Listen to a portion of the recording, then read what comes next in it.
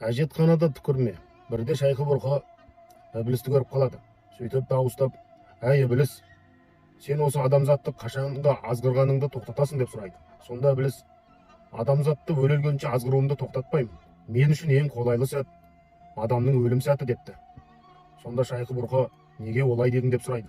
Сонда Ібіліс: пенденің ақтық демі тақалғанда оны шөл қысады.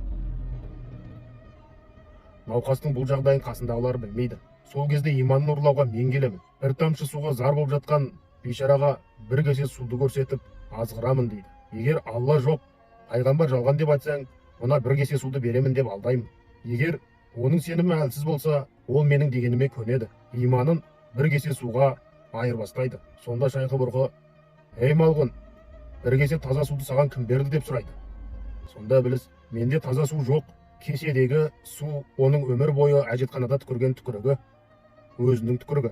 Әжетхана менің үйім болғандықтан, мен ол түкіріктің барлығын жинап сақтаймын. Иманын сатқан сәтте түкірігін бетіне шашып жіберемін депті. Сонда Шайқы Бұрқының денесі түршігіп кетіпті.